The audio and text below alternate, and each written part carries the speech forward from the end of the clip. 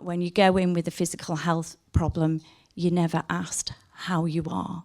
And I think that is so important. We need to start linking those two agendas up together, because your mind is just another part of your body. There are 60,000 students in this city. They're a hidden population in many ways. But they're not on a Friday night, I know that. But in terms of they're a transient population, they don't necessarily show up in some of our funding models.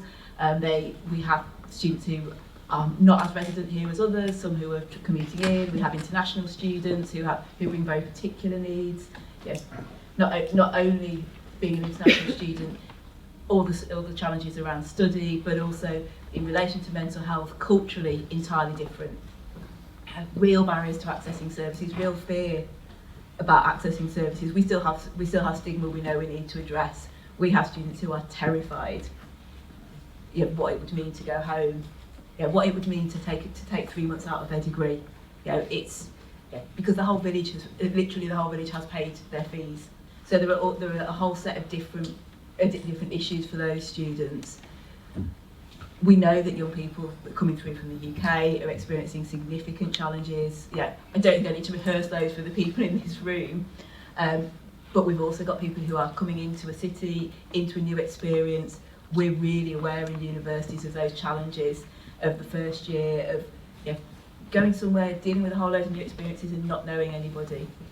Not all of those solutions are through health provision. Universities do put a lot of work in around belonging, inclusion, making friends, but we also know that we need to be better at joining up those services.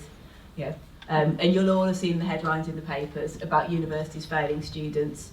I'm not saying that never happens, but I also know that there's a lot of systemic problems that lead into that. If somebody's discharged to the university and the university didn't know that they've been in urgent care in the first place, there's no chance of doing follow-up support.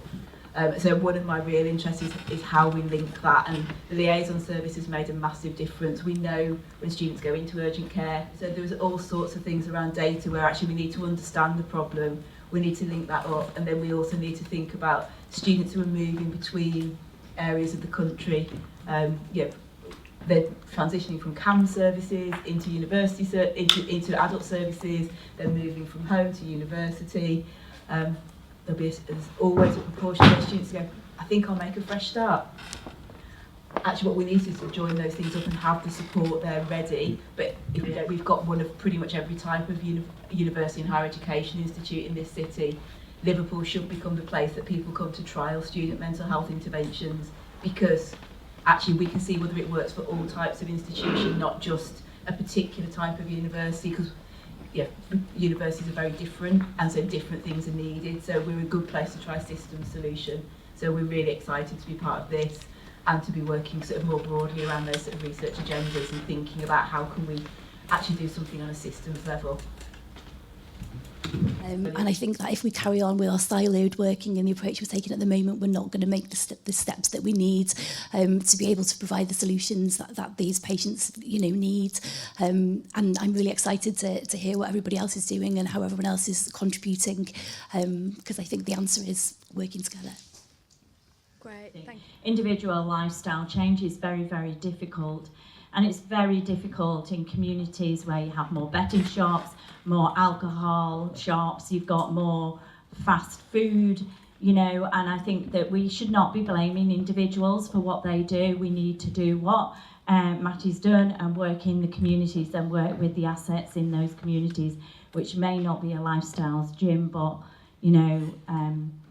Joe Blogs, for example, who does little walks and helps in that way. So, and that's my point about making all these things join up together in a way that's really, really preventative. So working with our communities, and yes, all health system should be giving the right advice, and lifestyle is key to that. When we